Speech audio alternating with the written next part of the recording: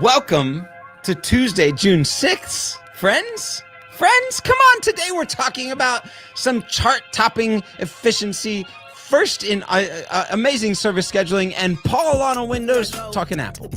I didn't get there. You didn't. I could tell you really, really badly wanted to get there.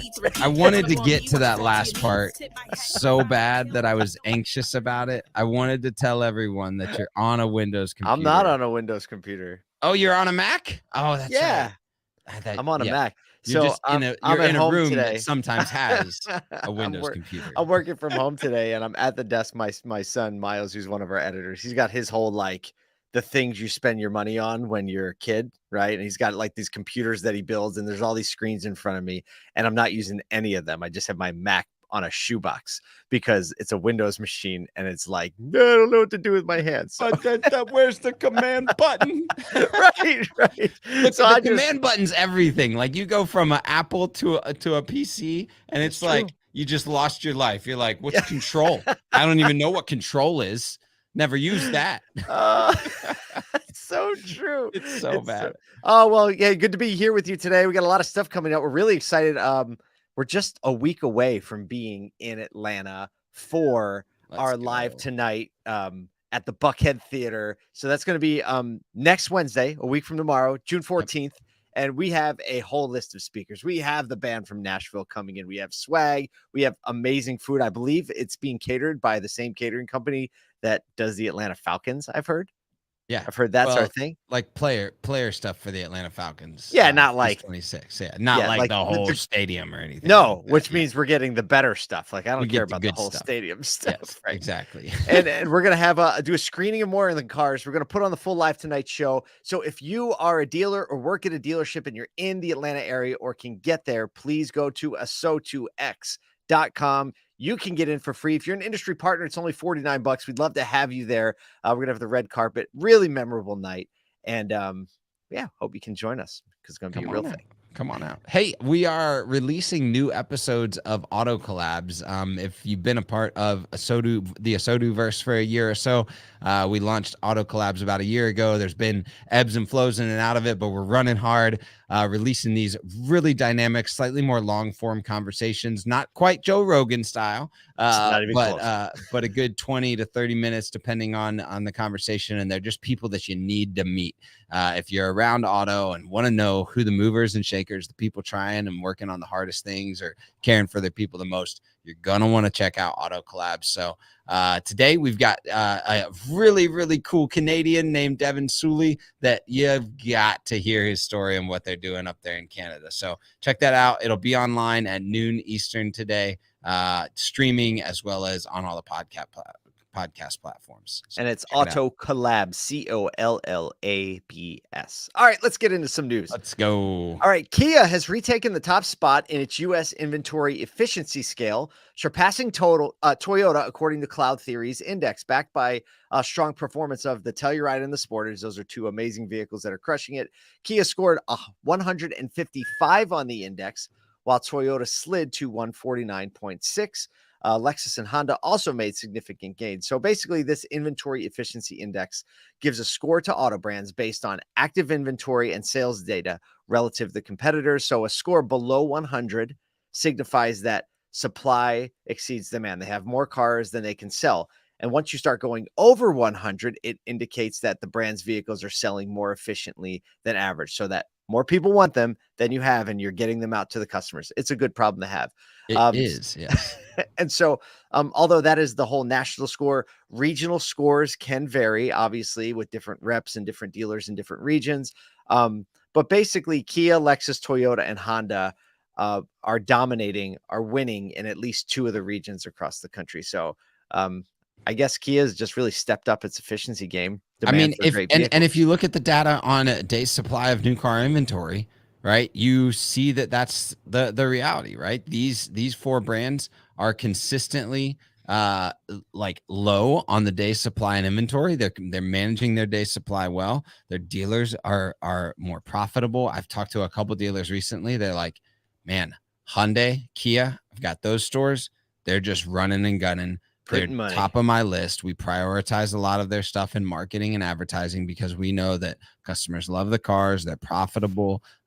It's a good customer base. So it's not a surprise to me that those brands are hanging in there. And, back 8-10 years ago, if you would have told me, Hyundai and Kia are going to be at the top of the list for sales efficiency, customer satisfaction, dynamic build quality, technology.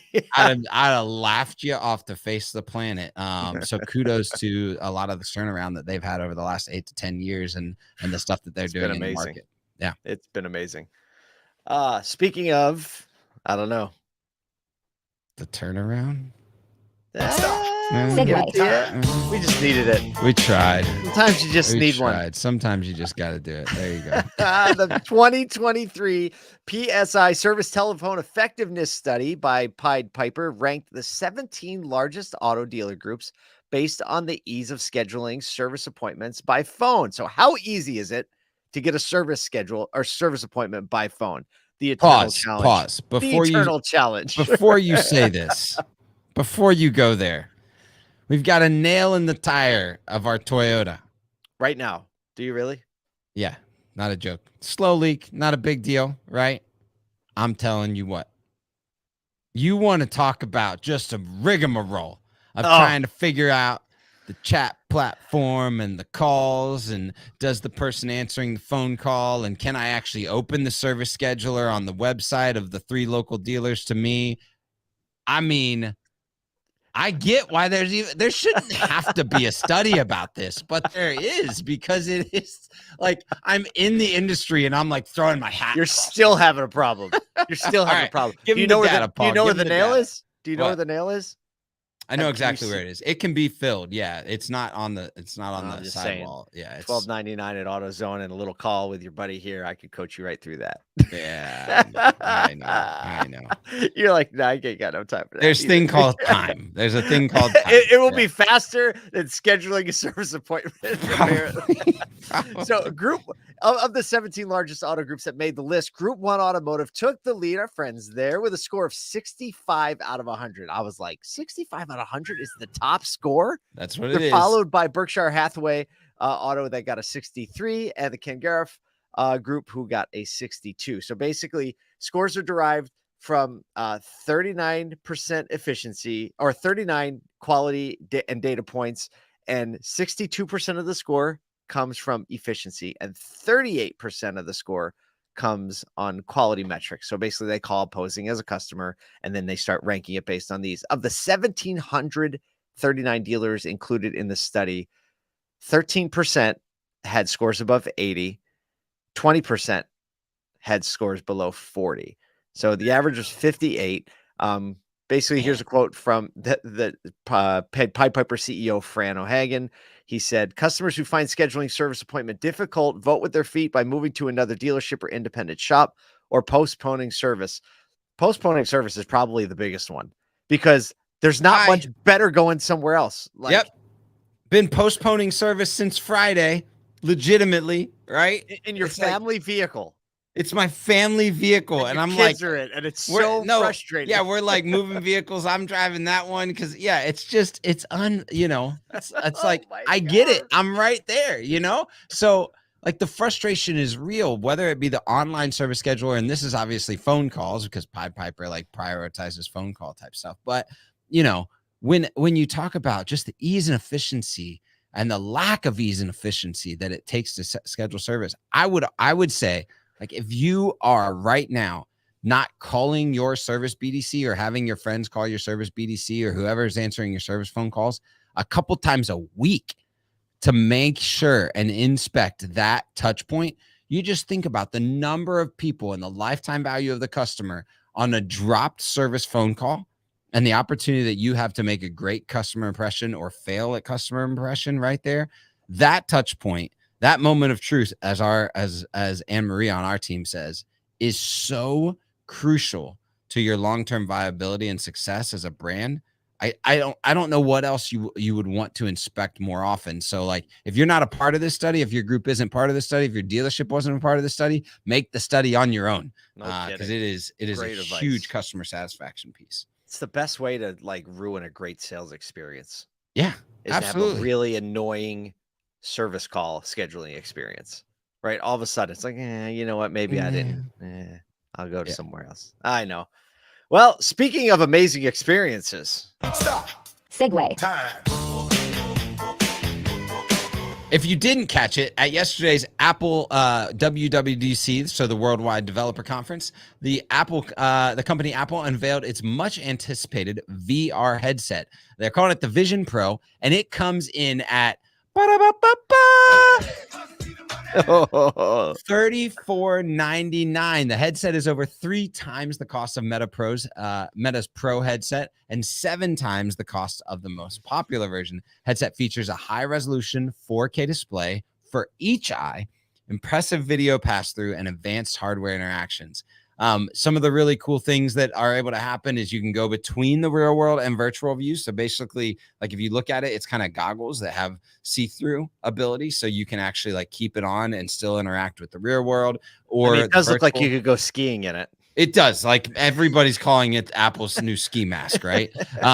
You can capture images and video, and all you have to do is use your hand as the controller. So it's very like haptic and real world in the way that like things are touched and felt. Probably one of the most stunning parts of it that I saw was the how they talked about viewing sports in this world, where like the whole arena of what's possible in viewing sports is right there in your world, where you might be able to actually watch 5 sports games at a time, plus see some interactive stats or a little video vignette of the player that just scored, or just some crazy stuff that might be able to happen in this virtual reality world around what's happening in actual reality. It's wild.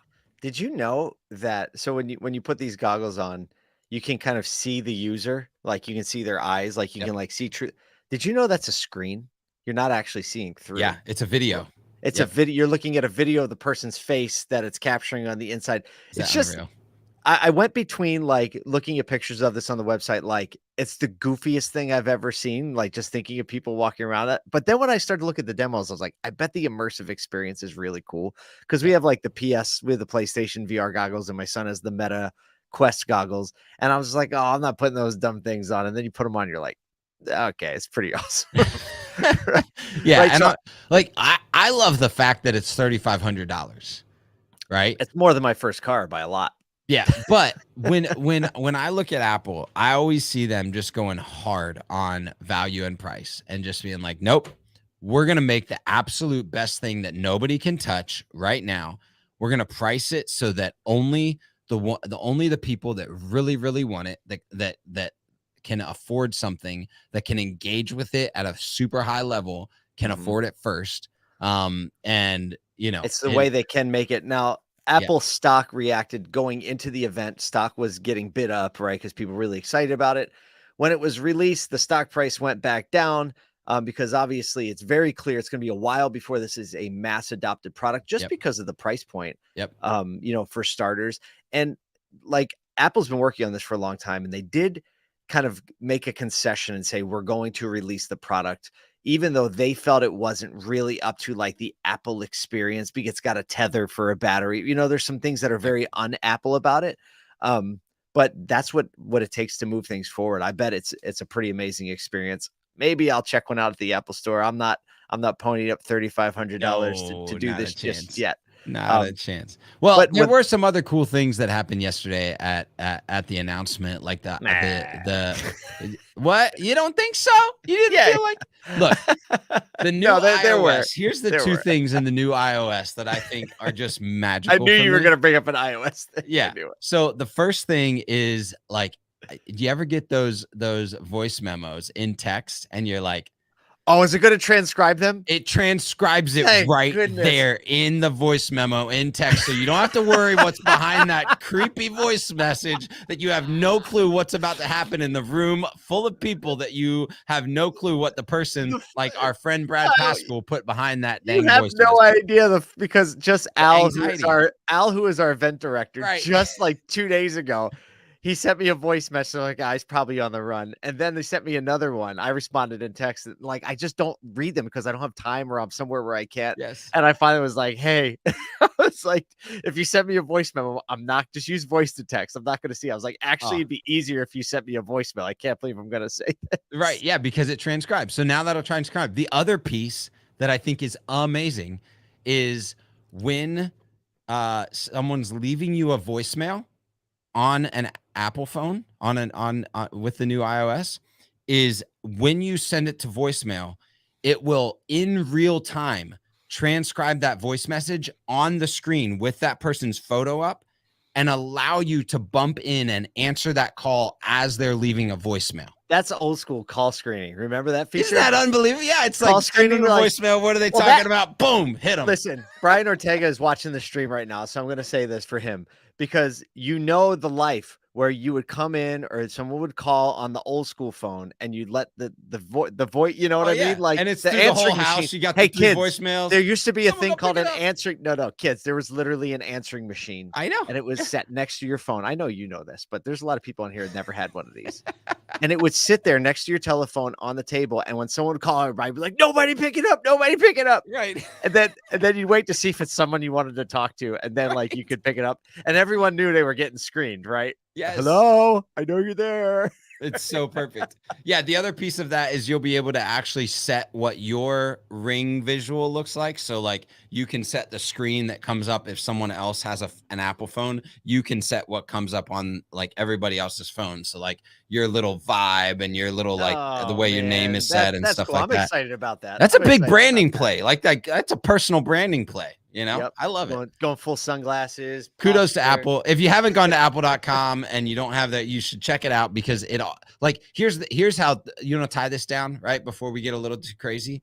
It's too late. Apple has become the way that we interact with the world. Even Android apps start to mirror the way that Apple starts to define the way we interact with technology and interact with purchasing processes. And so if you are in retail or in consumer experience or in user experience, recognizing where Apple is heading and starting to tune your business to customer expectations based on that is extremely important. So your team should be heads up on that. Even if you're not developing a web app or changing your website or anything like that, you should be aware of the changing customer expectations based on the way that Apple drives the world.